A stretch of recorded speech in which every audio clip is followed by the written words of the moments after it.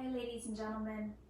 If you've been doing our summer reading program, on your bingo card there's a square that says read to your pet or a stuffed animal.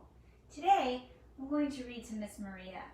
She's a little golden doodle who is currently sound asleep because she's had a very long day. So I think she'll be a good reading companion. Our story today is called The Hello Goodbye Dog by Maria Gianferrari. This is one of my favorite books because, as you all know, Mrs. Ramos loves her dogs. All of them. "Hello, Moose," said Zara. There was nothing Moose loved more than hello. Oh, you can see Maria, she's very tired. Hello was a ride in the car. "Goodbye, Moose," said Zara. "It's time for school." Moose put on her brakes.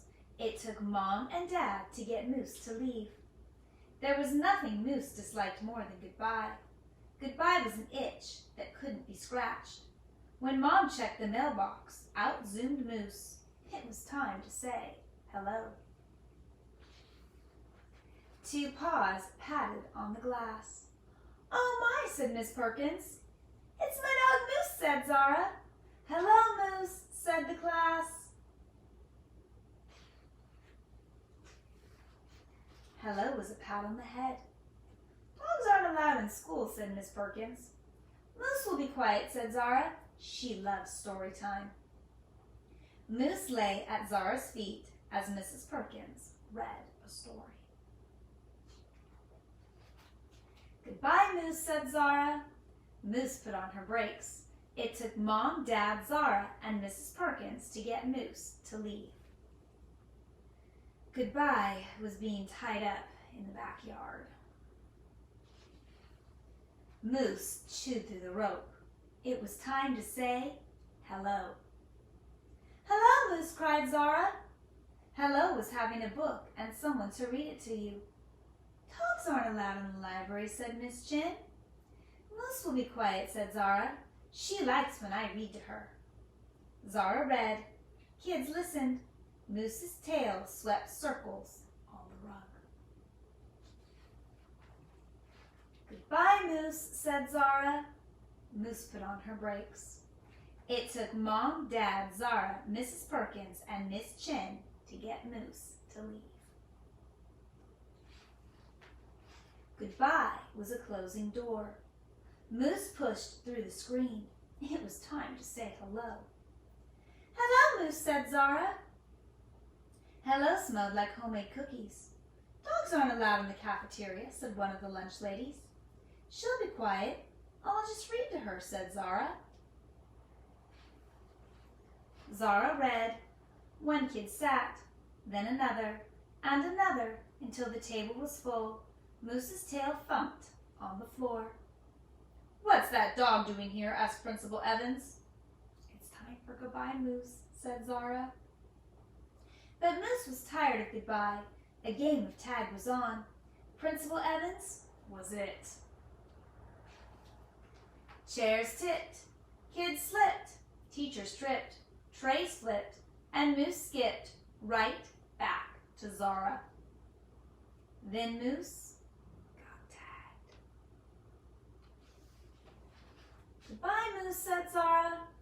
It took Mom, Dad, Zara, Miss Perkins, Miss Chin, Principal Evans, and all the lunch ladies to get Moose to leave. Goodbye was a tag without an it. Goodbye was a tug and no war. Goodbye was hide without seek. Goodbye was being alone. "Oh!" yowled Moose. She needed to say hello, but Zara wasn't there. "Hello, Moose," said Zara. "I know you don't like goodbyes, and I have an idea." Zara took Moose to therapy dog school. Moose was tested. On her temperament, check. On sitting, lying down, staying, check. On being with children, check. On being around wheelchairs, double check. Finally, Moose was ready. The next day, Moose joined Zara in the classroom. "Hello, Moose," said the class. Mrs. Perkins, Miss Chen, Principal Evans, and all the lunch ladies. "Welcome, class reading dog, Moose." Today was hello. Now we have a note from the author, and it says, "Dogs can be bridges between people who might never talk to one another. Dogs can bring people closer together. But most of all, dogs provide us with unconditional love. And therapy dogs just happen to be experts in giving unconditional love. Therapy dogs can be used in classrooms and libraries to foster a love of reading.